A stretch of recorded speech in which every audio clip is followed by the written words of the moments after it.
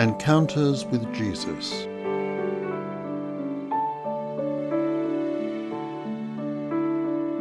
Number 7. Born blind. It was a Sabbath. I remember it so well. I sat by the roadside and heard the people shuffling off to synagogue. The air was warm and played on my skin as I sat there, the sun gently touching me. Sabbath smells different, you know. The odours of work are diminished, the scent of freshly washed clothes replacing them. It sounds different too. Quieter, more reverent. Except for the children, of course, although even their exuberance has a hushed, controlled tone to it. Also, people are much more likely to drop a coin into my bowl on the Sabbath. Yes, I remember it well, not because it was different, but because it was the same, just like any other Sabbath day. The snatches of conversation as people walk past me gradually diminishing as they arrive at the synagogue, until the service starts, and I am left in silence, with only the faint echoes of the chanting and praying wafting over to tantalise my ears.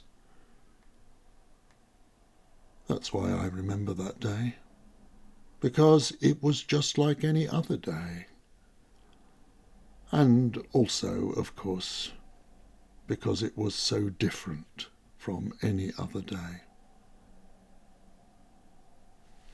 One thing you get used to if you're blind is the curious fact that people also think you're deaf.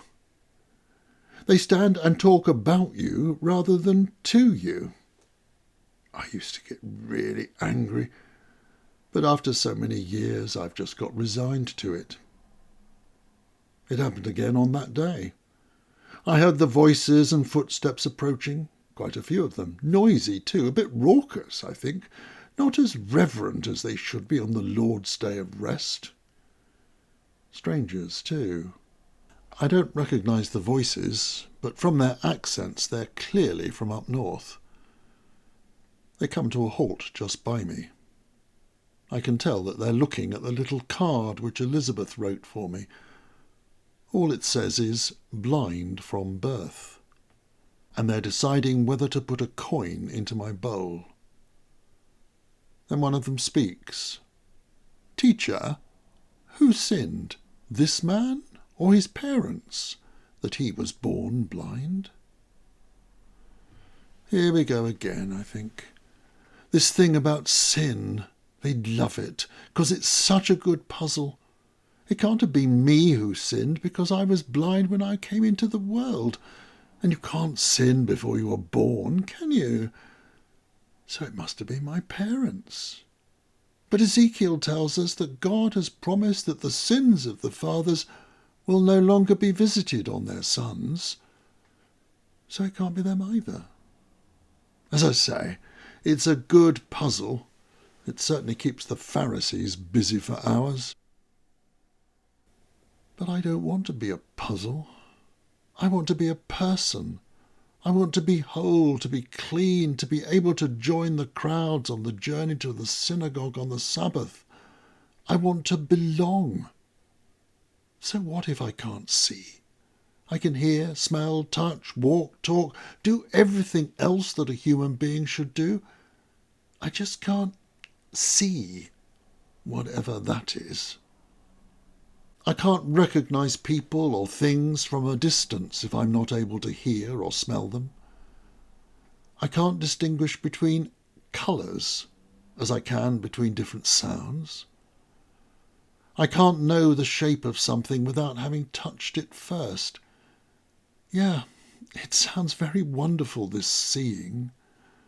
But just because I can't do it doesn't make me any less of a man, does it?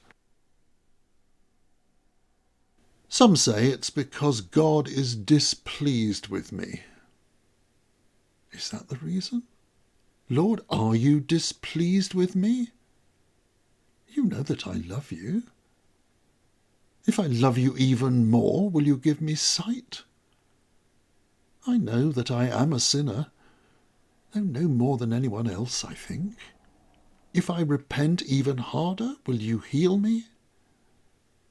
The same old unanswered questions go swirling round my head every day, especially on the Sabbath. And now these strangers bring them to the surface again. So I wait for the teacher's answer. Which side of the fence will he be on, this teacher from Galilee? Or will he just sit on it? Neither, says a voice. The teacher, I assume. But this was done so that God's glory may be made clear. What is this? God made me blind so that he would seem more glorious? I don't understand. Is he saying that this is just some cruel trick that God has played on me? Not that I haven't thought of that myself, of course, but I've always tried to push it away. It seems blasphemous and dangerous. I know that David got away with saying hard things to God in the Psalms, but I'm not so brave. It doesn't seem to worry this teacher, though. He carries on speaking, something about the night coming, but that he is the light of the world. I don't understand any of it. I want to ask him, challenge him, but there is a gentle authority in his voice, and a strength and certainty too. If he says he is the light of the world, then perhaps he is, whatever it means. He's not like any rabbi I've ever come across before. Jesus, I think they called him as they were approaching. Then it all goes very quiet. I hear the sound of someone scrabbling about in the dust, then spitting on the ground, I think. I begin to get a bit uneasy. What is going on? Then suddenly, without any warning or request, hands are grasping my head. It is him. I just know it. It is him. What is he playing at? How dare he grab me like this? His thumbs move around to my eyes. They press something cold and wet onto my eyes. I try to close my eyelids, but it is too late. The mud, for that is surely what it is, made from his spit and the dust of the earth, stings as it touches my eyeballs.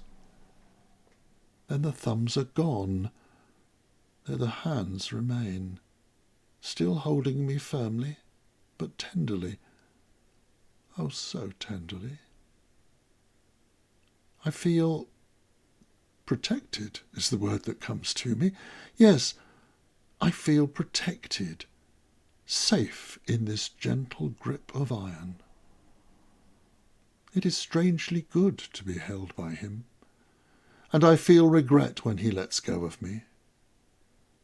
But as he does so, he speaks. Go to the pool of Siloam and wash there. Nothing more, just this command, and I hear his footsteps receding in the distance, and then his companions hurrying to catch up with him. Don't go, I long to shout, but for some reason I cannot. So I sit there in the growing silence, confused and shocked, not understanding what has just happened to me. Hope, doubt, dread, joy.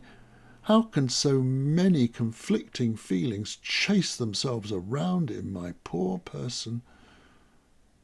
What shall I do? Go to the pool of Siloam as he told me, or just go home, wash my face and forget the whole thing? Going home seems safer. Yes, I hate the fact that I'm different, that I'm an outsider, that I'm despised. But at least it's familiar. I managed to get by, and things could be worse. Going home suddenly feels very safe. On the other hand, taking the road to Siloam seems risky, opening myself up to unknown possibilities. It isn't far. I can find my way there easily enough. But the clear implication of his words and actions is that if I wash the mud off in that pool, I will be able to see. I don't know if I can cope with that. Supposing I get there and nothing happens. That would be so cruel.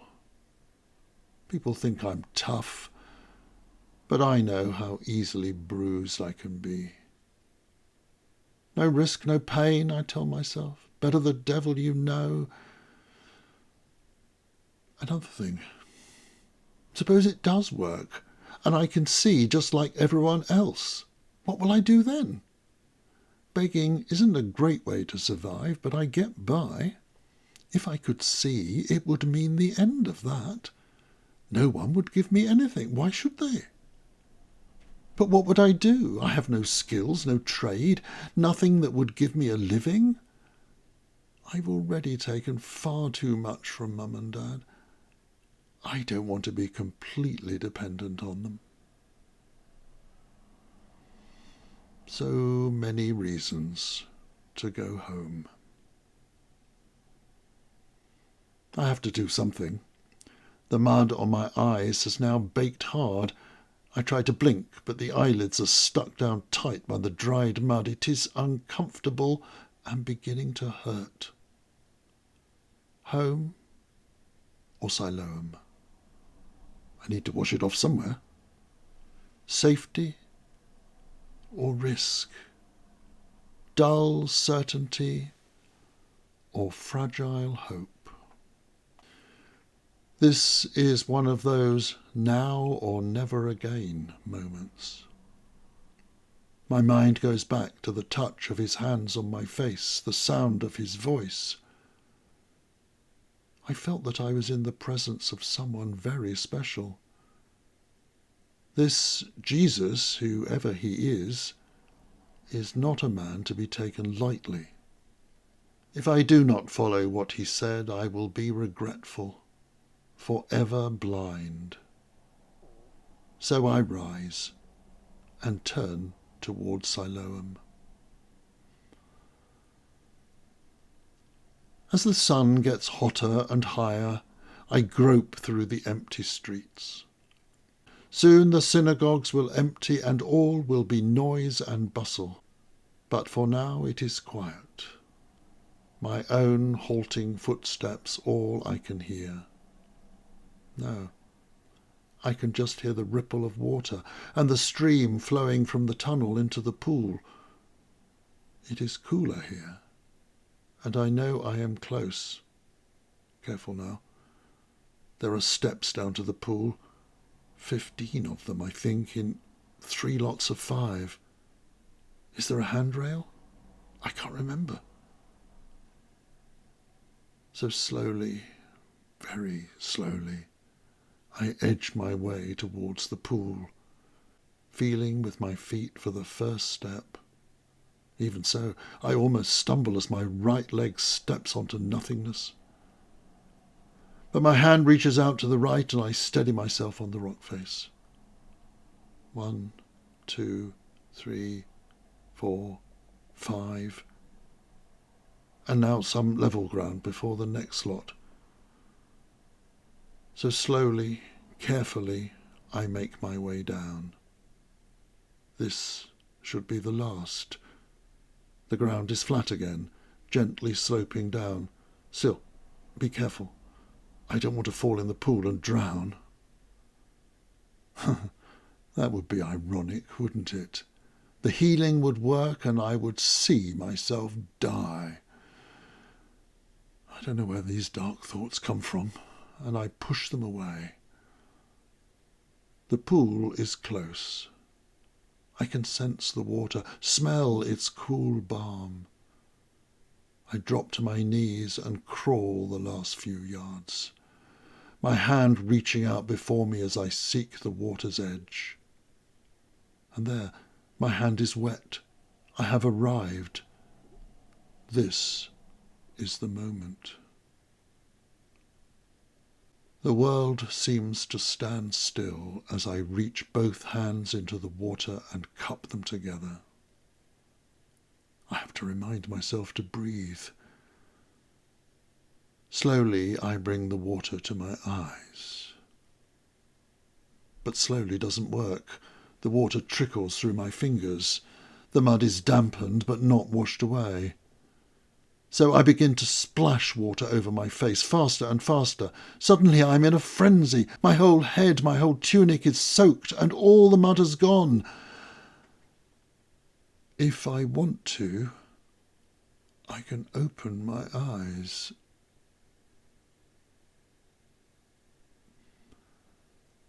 I don't know for how long I just kneel there.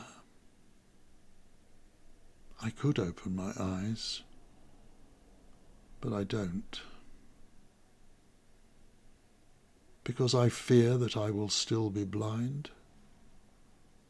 Because I am afraid that nothing will be different.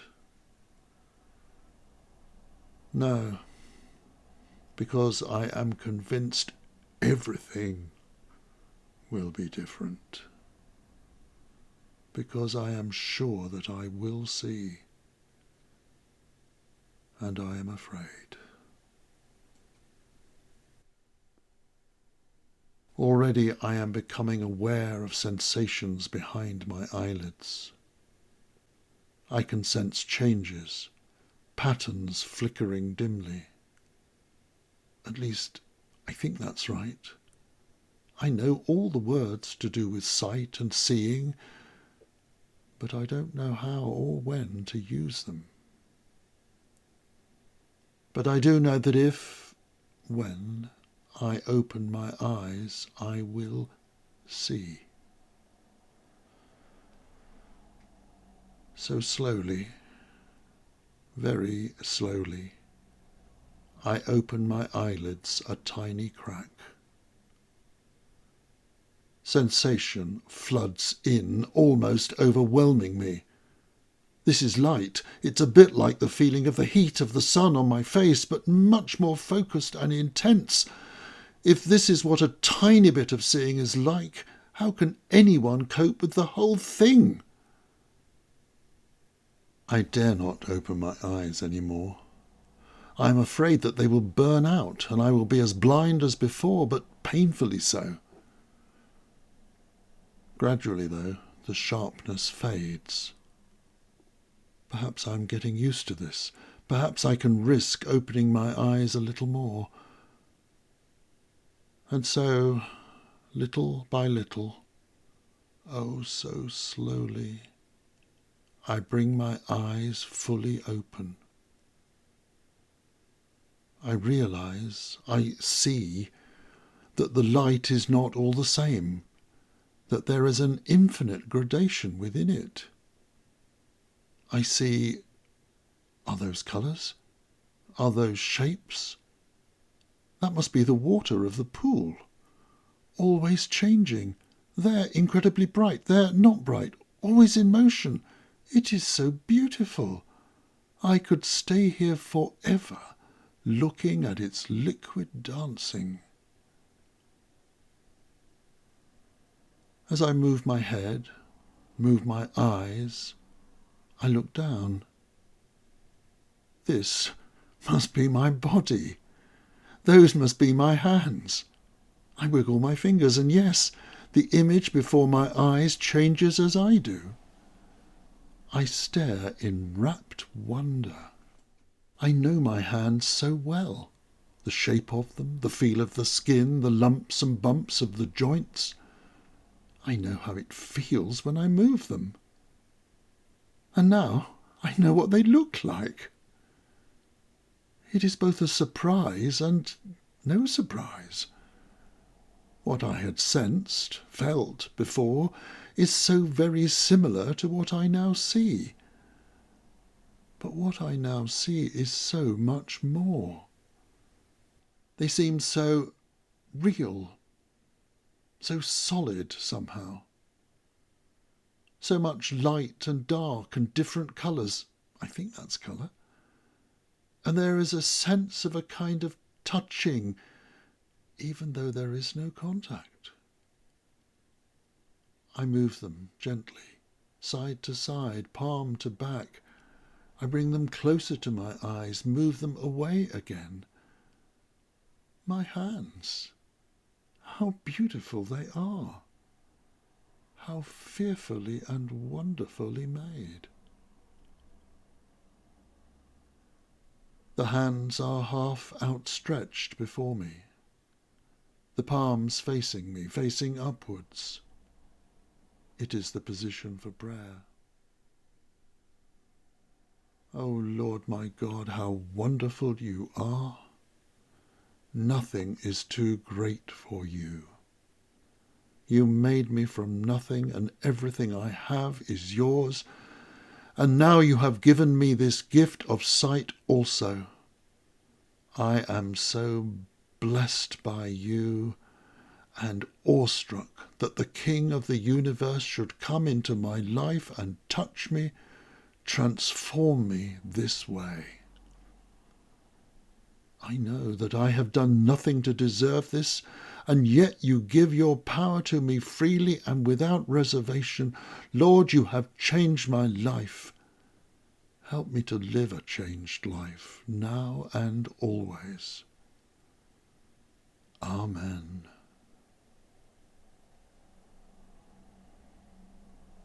Then the words are done, and I just sit in wordless praise and thanks.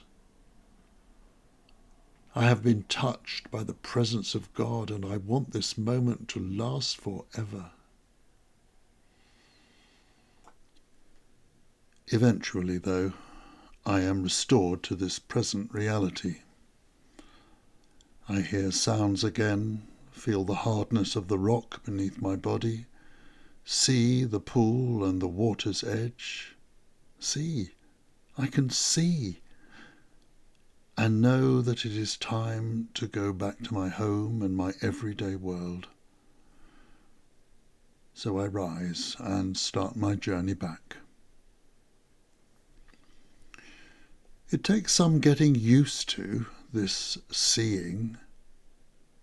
I stand up and suddenly feel unsteady on my feet. The sensations crowd in on me and I am confused. I don't know the right words to describe what is happening. Sights, images, visions, it's too much. So I close my eyes again, and the world seems familiar and safe. I turn my back on the pool and move slowly towards the steps, opening my eyes a little and then quickly closing them again.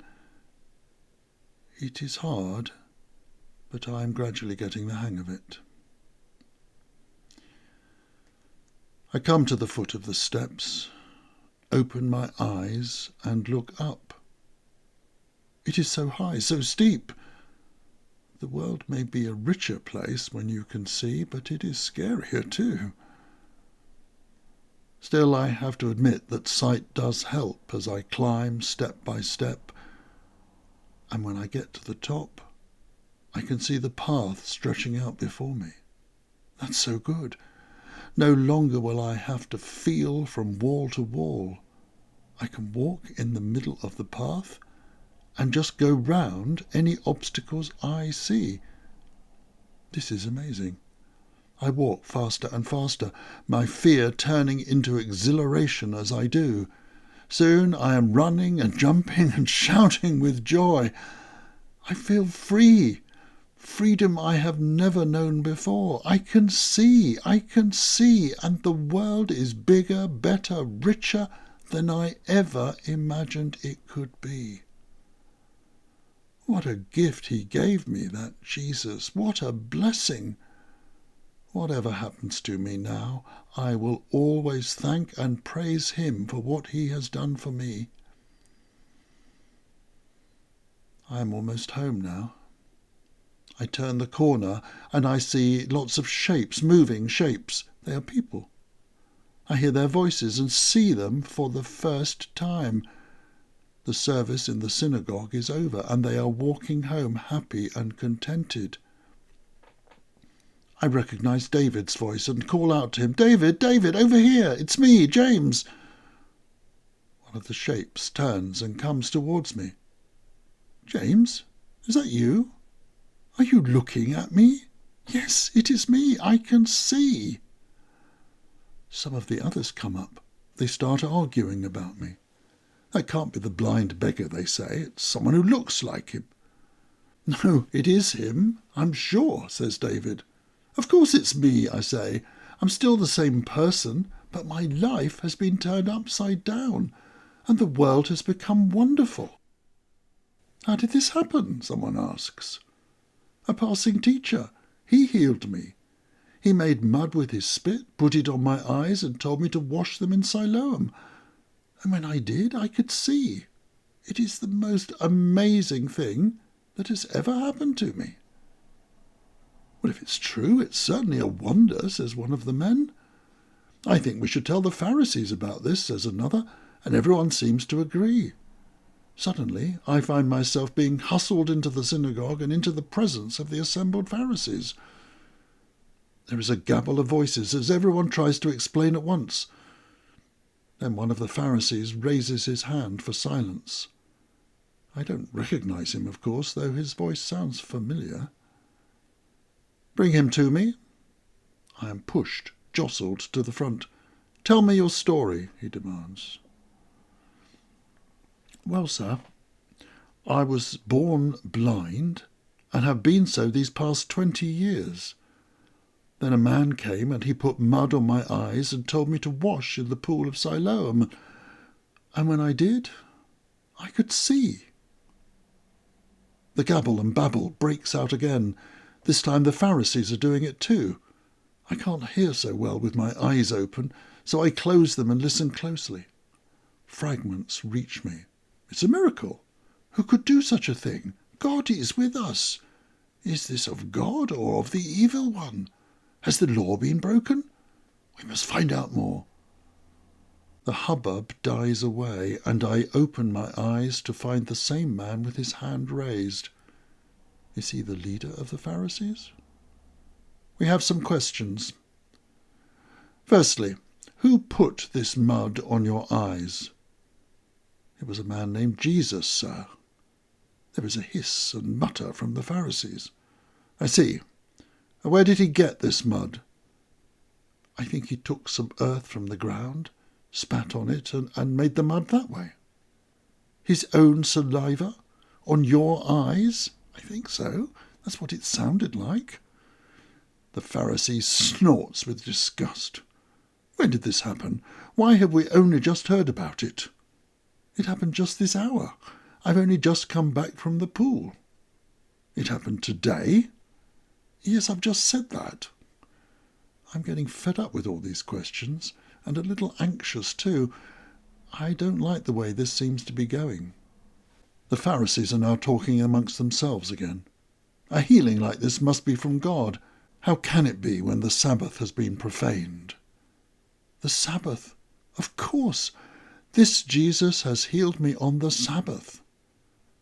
I must admit that because I was never much involved, the Sabbath never really meant that much to me, but it certainly will now. The day of rest has become the day of healing for me. But was this wrong? Was it against the law? Was healing me work? If so, surely it was God's own work, so it must be okay, mustn't it? The Pharisees are arguing about Jesus now. Some say he is a sinner because he broke the Sabbath rules. Others say that a sinner could not perform such a miracle. Suddenly the leader turns to me. "You, what have you got to say about this man Jesus?" For a moment I don't know what to say. I know nothing of him except that he healed me. No, that isn't true. I have heard his voice, full of quiet authority. I have felt his touch, gentle and firm. I have known a deep peace when he put the mud on my eyes. I do know this man, and I know that he is more than a man. He is a prophet, sir, sent from God. This is obviously not the answer they want. This man is a babbler, says the chief Pharisee. We'll get no sense out of him. Are his parents here? Two people step forward. My father and my mother. For the first time in my life, I see them. My father is so tall compared to the others, walking awkwardly. It's strange. I've heard that limp all my life. He broke his leg as a child, and now I can see it. And my mother, my own sweet, soft, warm mother, how good she looks to me, how beautiful. This miracle just goes on, getting more and more marvellous with every moment. Tears fill my eyes, and I cannot see properly any more. When I am able to see again, I realise that they are frightened. The Pharisees are asking about me, asking why I can see again. Of course they do not know. Ask him, they say. He is of age. Yes, ask me, I think. Leave my parents alone, which is exactly what they do. Dismissing my mother and father, the Pharisees call me over again. Give glory to God, they say. We demand that you tell us the truth. We know that this Jesus is a sinner. I know nothing of him, I reply defensively. I've never met him before today, never heard of him either. I don't know if he is a sinner or not. Then my courage starts to return. But one thing I do know, I say defiantly. I was blind, but now I can see. I can see you and you and you, and I never could until this very day. Tell us again, what did he do to you? How did he make you see again? I'm getting fed up with this. God has come to me and has blessed me. This should be the happiest day of my life. But instead of rejoicing and praising him, I am stuck here undergoing interrogation. What do they think happened? That he cast a magic spell on me? That he conjured a demon to restore my sight? I've had enough of this. I've already told you everything that happened. I've nothing else to add. Why are you so keen to know? Do you want to become his disciples? Whoops! That's not a very smart thing to have said. But they've got me so mad it just slips out, and I don't care. How dare you? We follow Moses and no one else. We know that Moses was a prophet, but we know nothing about this man. Oh, yes, they are angry all right, but so am I. You know nothing about him, I ask? Here is a man who can heal someone who was born blind. Have you ever known that to be done before? No, I thought not. And do you really think that any man could do this unless God was with him? A sinner could not possibly do such a thing. Only a man who is filled with the Spirit of God could have healed me, and you know it. If he wasn't from God, he could have done nothing. Suddenly I realize that I am standing in the synagogue lecturing the Pharisees about religion. This crazy day has just got crazier. I am not surprised at their response, but the vehemence of it shocks me. The leader screams at me, flecks of his spittle spattering my face. How dare you speak to us like that? You who were born in sin are now so steeped in sin that you can only speak evil and lies. You are unclean filth, and you are defiling this house of prayer with your very presence. Get him out of here right now. This last is addressed to a grey-haired man, the leader of the synagogue, I guess, who nods to a couple of the others. They walk up to me, lay hands on me and march, drag me out of the synagogue and throw me down into the dust of the street. For an age I lie there, stunned, shocked, bruised, but mainly just looking. Oh, how easily that word slips into my mind, how joyously. The roadway is so beautiful. Tiny, tiny particles of dust and larger grains of sand. Sand. It feels so rough to the fingers. It stings the face in a sandstorm. It is sharp beneath freshly washed feet. But oh, how lovely it looks. As I move my head slowly, the light reflects from the individual grains. It glistens in the sun. It shimmers in the sunlight. So many words I've heard but never thought I'd get to use. And so many different colours and shades.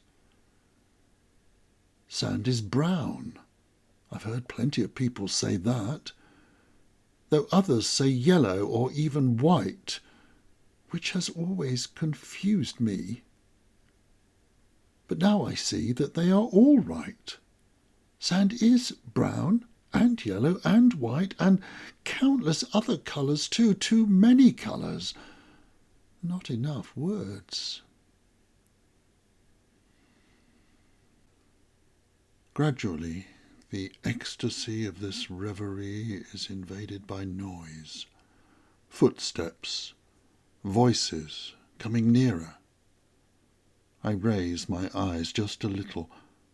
2 feet are approaching. They stop in front of me and I look a little higher. A hand comes into view, reaching for my hand. I grasp it and am helped up. The hand belongs to a man with smiling eyes. "Hello again," he says, and immediately I know that this is Jesus, not just because I recognize his voice, but because I suddenly know with a deep conviction that it is him. "Do you believe in the Son of Man?" he asks. "Sir, who is that?" I reply, though I think I already know the answer. "You are looking at him. You are talking to him," says Jesus.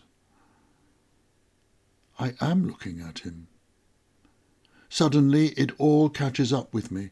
The mud, the pool, the light, the Pharisees, the sand, everything. I think of all the joy I've had. I think of what I said to the Pharisees. How could this man do such a thing unless he was from God? And the utter deep truth of my own words hits me. This is the man who did these things. This is the man sent from God, the man who brought God to me. I fall to my knees and worship. "Lord," I say, "Lord, I believe." I grasp his coat in my hands, squeezing it so tight, but even in my ecstasy noticing the weave of the fabric and how intricate it is. I cling on to his garment as he puts his hand on my head, and I lean it against his legs. It is as if I am being held in my mother's arms again. It is as if I have come home for the first time in my life. It is as if a dam has burst and I am being drowned in love. And now I see. Though my eyes are blinded with tears, I see. From the depths of my heart, I see. There is no end to the greatness and goodness of God, And this Jesus is the one who brings him close to us.